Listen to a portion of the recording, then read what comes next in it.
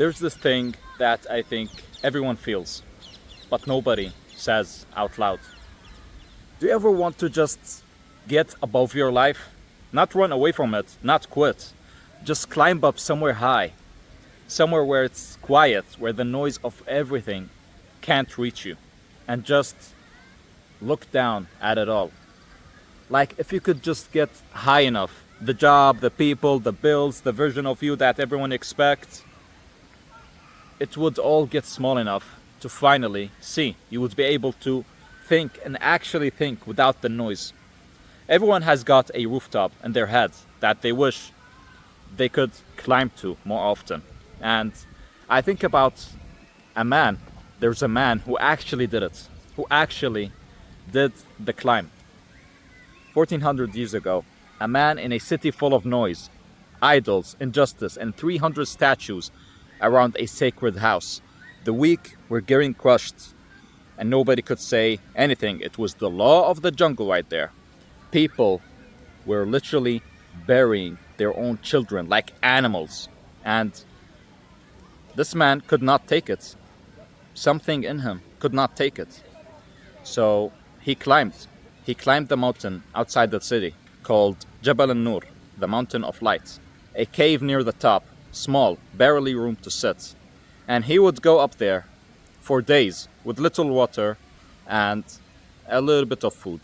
And he just sat there, just sat and looked down at the world. And he thought and he searched. I think we all know who I'm talking about. I'm talking about the prophet. But before he was a prophet, before anyone called him anything, before a single word came down from the heavens, he was already up there in the mountain, looking, searching for something, some meaning, something true in a word that had none. And here's the part that I can't get past. The pull that he felt to climb above it all and search. That's the same pull you feel. The rooftop in your head, where does that come from? Why are we all looking up, looking for something high, something greater, something better? Like something is missing, and there is always somewhere above us. So he's up there in the cave, and I want you to actually picture it. Not the holy poster version, the real one. A man alone on a mountain in the dark. No revelation yet, no angel, no proof he's anything special at all. Just a restlessness that he felt inside of him that he could not name. Just a feeling that the way everyone is living is just wrong. And he does not know why he feels it so much louder than everyone else. Everyone seems to be living normally. And this man, he's not praying. Prayer is not given yet. He's not reciting. Recitation is not given yet. He's just looking down at the world, then looking up at the sky and turning it over and over and saying, what is all this? Who made it? Why am I the only one who can't sleep? And he did this not once. He did it for years, climbing that mountain, sitting in that cave, and coming down for more water and going right back up. Think about how much you have to want something to climb a mountain in the dark for days, for years, chasing a feeling that you can't even put into words. That's not a hobby. That's not a man being religious. That is a man searching for God with everything that he has before God ever said a word to him. I always pictured him up there alone. That's the whole image, right?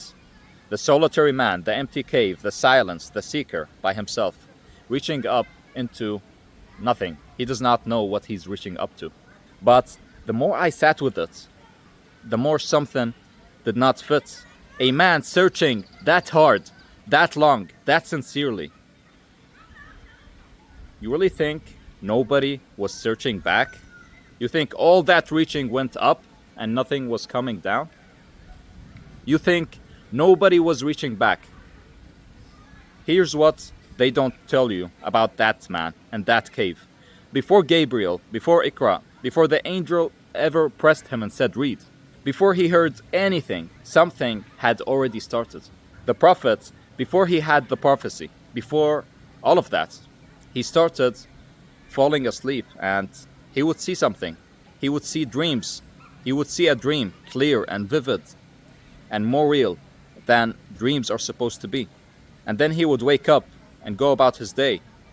And the very thing that he saw in the dream would happen in front of him in daylight, exactly as he would see.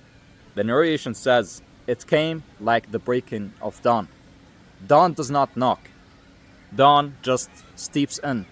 The dark gets thinner and thinner, and you can't point to the second that it became light.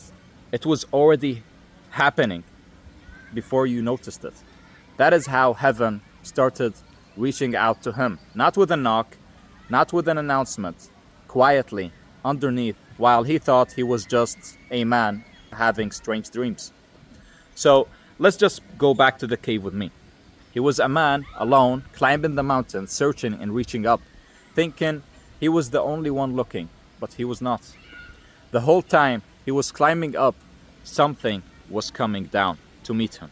The dreams had started. The light had already been seen. The search from above was on the way before he ever knew that he was being searched for.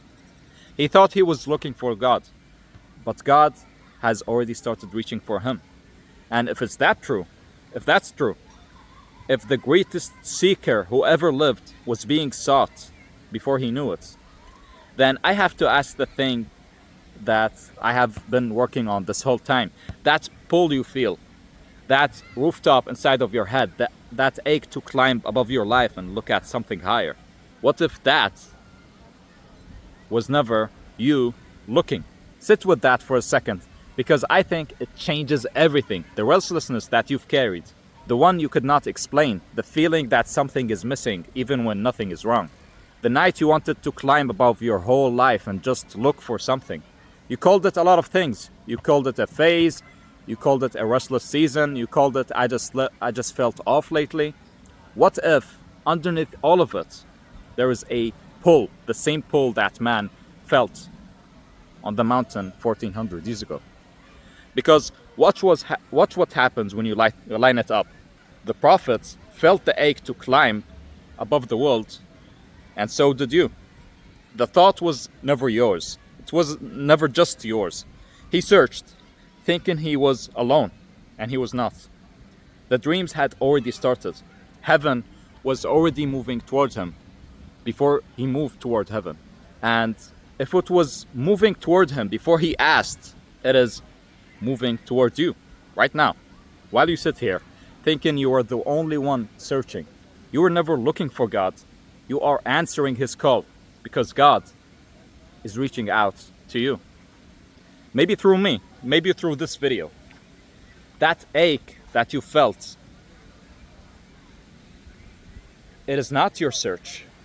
It is the sound of his. And here's the thing about that man on the mountain. The search that found him, it did not stop with him.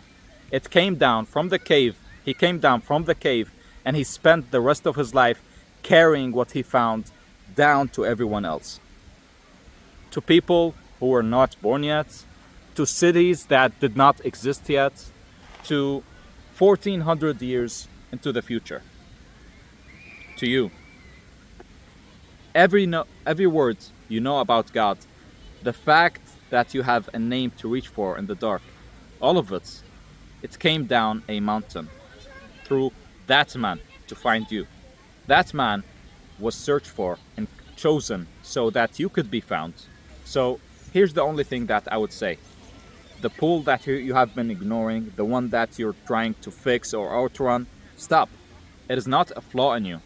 It is the oldest invitation there is. You are being invited. And this invitation found a man in a cave, and it found its way across 1400 years and 14 centuries. It already crossed all of that. All of the years, all of the people, all of the cities to get to you, to reach you. You don't have to climb the mountain because the one you're climbing towards already came down from it to you. God has been reaching down to you all this time. All you have to say is, I am here. I'm ready. I am open. I bear witness. I bear witness.